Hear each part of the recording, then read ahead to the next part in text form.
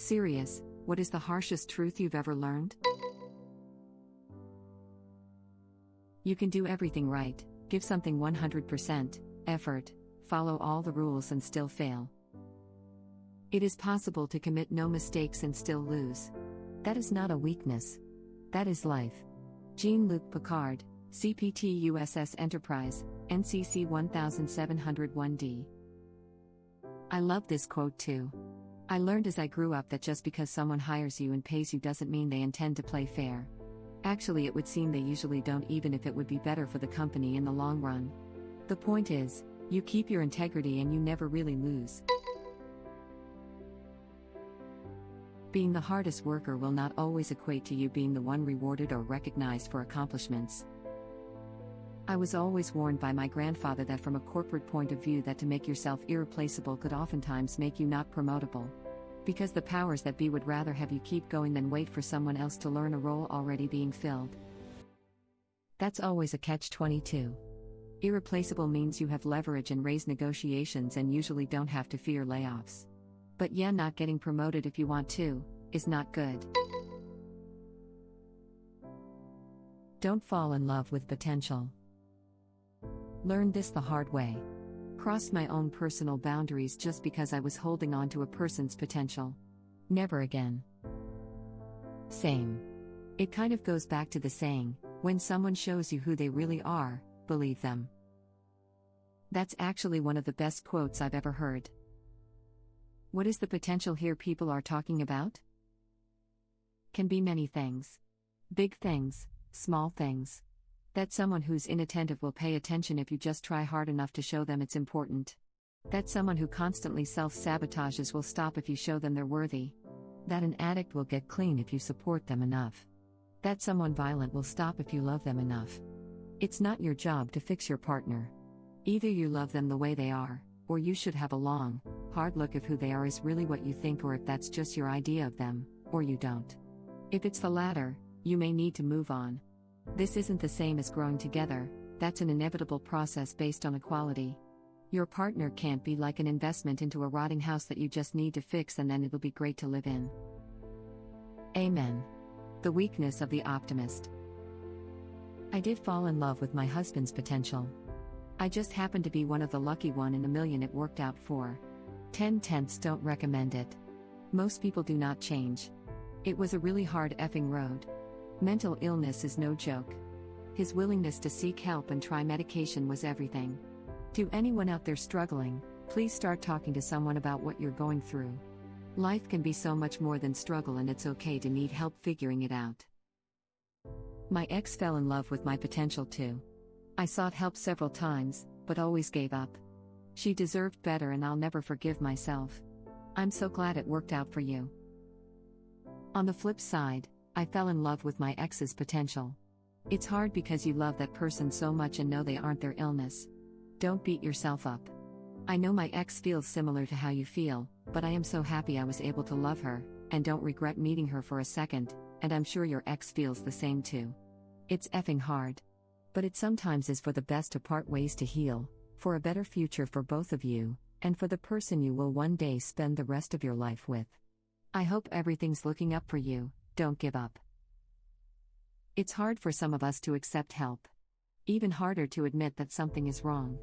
It's still a fight on the other side, but you'll have better weapons for the battles. Every organization, no matter how lauded, how aspirational, how trusted, is still at the end of the day comprised of very fallible humans. That's a good one to call out. People spend so much time trying to tear down generally good things because they don't like what some employee or volunteer did in a moment of weakness. The company my father worked for until he retires had this as their motto. They were hardcore. Every quarterly review they were shown a book of the gruesome aftermath of engineering failures. That you never know when the last time is until it is too late. Last time you hugged a friend. Last time you said I love you. Last time your kid crawled in bed for cuddles. Last time your parents called to chat. Last time you had a great time with someone before. Even the last times you look forward to end up passing by, and mark the finality of time. I am not sure what the date was when I changed my last kid's diaper, but my babies aren't babies anymore. Last time your parents called to chat. My father has suffered from dementia for the better part of a decade now. On my birthday, every year, he would call and tell me the story about how he was at work when my mom went into labor. How the foreman called out asking if someone by my dad's name was there. And, when my dad said yes, the foreman yelled, "Well, you better get to the hospital, because you're about to be a dad." The knife that made me realize he would never be my dad again was the year he forgot my birthday, and that I realized he'd never tell me that story again. But I also got a very happy moment when I thought I'd never see his handwriting again, and found an old birthday card he'd written me with the words, "You and me. Always." Same, but with my mom. This year they forgot my birthday, but I expected it, so I made plans to make it seem like they'd arranged for the cake and the takeout food, quarantine, etc. And for the first time in 47 years I got the true story about my name. I'd always been told my mom just made a list of names she liked, and my dad chose 2 of them. Apparently that was half the story. The real story is my first name was from a relatively famous actress at the time, and my second name was based on a guy my mom had a crush on in high school. I guarantee my dad doesn't know this. One of the benefits of dementia, lowered inhibitions. I'll take every good moment I can get. I am nowhere near as smart, nice, or likable as I thought I was to myself. This is also the first step to becoming a smarter, nicer, and more likable person. To me, what worked is that I stopped caring what people thought about me, and I started to care what I thought of myself. The more that you care about what you think about yourself, the more likely you are to change what you dislike about yourself. It's essentially developing the right amount of ego, one that neither turns you narcissistic nor makes you hate yourself. Edit. Impress yourself first before impressing other people. Make yourself desirable, but don't be influenced by what other people want. Make it about what you want to become. You could start by making yourself lose weight, getting a haircut, developing an interest, do a change of wardrobe, and or most importantly, improve on your personality. Fix what is wrong and make it better. Only then will you care and value yourself so much that you don't care if someone thinks badly of you, but be wary of becoming self-centered. Try listening to constructive criticism and only constructive criticism, because only then it will balance your ego out and not let you become a narcissistic monster. This is actually excellent advice. The things which make you feel good about yourself are likely to involve getting rid of your vices, and helping others. Trying to make others like you involves hiding your vices. When concealed, they only affect what you think of yourself. Or, you can think of eulogy virtues and resume virtues. To be fair, this is true of most people. What if I already consider myself fairly unlikable? Am I at risk of being burned at the stake by the other villagers? Loving someone unconditionally, and being willing to do anything for them doesn't mean that they will feel the same way about you. You can't love someone into loving you back. This is the hardest thing for me. I love hard, almost immediately after getting to know people. It's virtually never reciprocated. If somebody doesn't want to be helped, you can't help them. This one hurt with a suicidal brother. I just lost my brother to suicide last month, a day before his 29th birthday. He was my only biological sibling. Thank you for writing this. Lost my brother in March. This hit me straight in the feels. My condolences to you, your family, and everyone else who has lost a loved one in this thread. Same. Hurts too deep. Sending you love. That no matter how much you care for and value someone, they're never obligated to be the same to you. Especially friends. That one stung. That sucks that you went through it too. It's a hard lesson to learn, that's for sure. I'm doing better now, but it really did affect me being able to trust people. I had a friend who went to hospital. I visited every day for a week and stayed with her for hours on end. I would go to university for 8 hours and then go and sit in the hospital for 4 or 5 hours with her. I got cancer and she went, "You'll be fine," and didn't even bother to come and visit me at home, let alone when I went to hospital for surgeries. I stopped talking to her after that because I don't need crafty-ass friends like that. 30 years of friendship and they just ghosted. Broke my heart. Dealing with this currently. Friends since preschool and basically attached at the hip right up until we left school and went to a community college together. After we got jobs, he was harder to get into contact with. We would hang out on occasion, but I always reached out and never other way around. He got distant and I asked if he was okay and did I do something wrong. He said it's all okay. Then one day he flat out ghosted me. Has new friends now from what I can see. Still not quite sure what happened, but I do not wish him ill and hope he is happy. Hope you are doing okay as well. Also got ghosted after a 15-year friendship where we talked almost every day, out of nowhere. Every day I wonder if I did something wrong without realizing it. It's the lack of explanation that hurts most. Sorry you went through it too. And I thought 10 years was bad. I can't believe you got ghosted like that. I've been feeling this lately. Seems like I've been there a lot for my friends, but they're never even noticing that things haven't been right for me lately. Just a sad reality, I guess. Edit. Wow, I just am reading all these replies after driving 5.5 hours, and it means a lot, the people giving out a message to me and reaching out. You're all right. Communication is key, and I think that's something maybe I could be better at. Thank you all again. Life is short.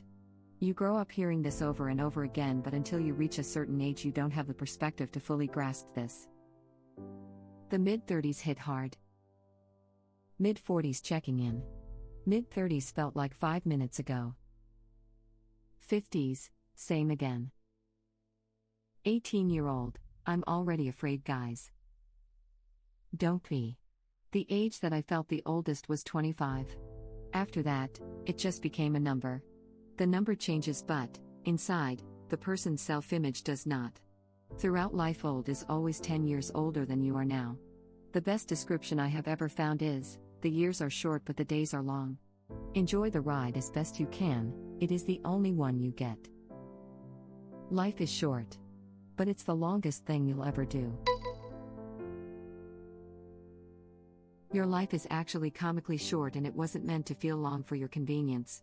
If you're 16 or older, you've started feeling that uncomfortable feeling that a year is much, much shorter than you thought. This year felt like 4 months to me, lol.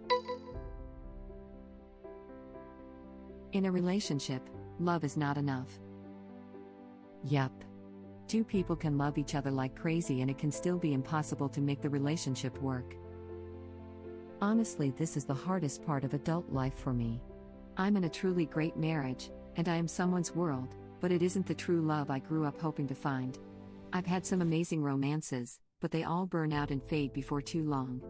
This is my healthiest relationship by far, but it's still hard knowing that kind of relationship I wanted as a kid doesn't exist. I prefer to think that Disney got true love wrong. True love is when they wipe vomit off your face when you're sick or comfort you when you're having a meltdown. True love is sitting next to someone in silence and just feeling good in their presence. True love isn't having intense movie-level sex twice a day or having deep life-altering conversations every day while staring into each other's eyes. True love is pausing during your 100th conversation about literally the same topic and realizing you'll never get tired of talking to them. And sometimes you can find that love and it isn't enough. This is correct. True love isn't seeing someone for the first time and realizing you want to bang them. True love is sticking by someone's side when they get ass cancer. Through the whole, drawn-out decline. And never once even considering running away, even though watching them slowly slip away is the hardest thing you've ever done, because you will be goddamned if you're going to let them suffer for even a second alone. That's love. This just made me sob. I'm still nursing my achy breaky heart, broken heart. This sub is putting a hurt on me. I think the more relationships you go through, the more you understand how flawed a human being is. You have to find someone who you can just put up with. I hate that. The concept of love at a young age is so beautiful. Sometimes the nicest people just seem to get effed over by the universe through no fault of their own. Edit. I know being nice can lead to you getting screwed over by people willing to take advantage of it, but I'm more referring to random happenstance like someone gets run over by a drunk driver, gets killed in a terrorist bombing/attack, getting cancer/other diseases. That's more what I'm referring to. Conversely, sometimes the buttholes inherit the earth and you can't do anything about it. Don't take anything for granted, things change so fast and life is really short. I remember having so many friends not that long ago, who are now strangers. A big one for me is how many last times you're going to have, and how often you won't realize it's a last time. Things can change so fast. Go bowling every Monday? Have a convention you and your friends go to yearly? Hang out regularly with the same people? One day is going to be the last time it happens, and almost without fail you will not know. Then you go days without talking to someone, then weeks, then months, then one day you realize that you aren't really friends anymore. No major fallout, just your lives are no longer compatible. No more camp shindig. We planned the next one, but it never happened. No more ridiculous post-club parties with my old friends, because everyone just moved away or had kids. F. Thanks for this. I wasn't looking for a melancholic evening, but here it comes. God, this hits home. One time I went home on a 4-day weekend. Took a buddy home with me. We went duck hunting with my dad. It was an absolutely terrible duck hunt from a hunting perspective. Didn't know it then, but it was the last duck hunt I went on with my dad. He died 3 months later from liver cancer. Completely out of nowhere. Duck hunting one day, stage 4 liver cancer with 2 to 3 months the next. I'd give anything to go on a crafty duck hunt with my dad again. Thank you for watching. If you like our videos, please like them on YouTube. And share them with your friends. Please subscribe to be the first to know about Red Rabbit Reader's new videos. We welcome your comments below. Another of our videos will begin shortly.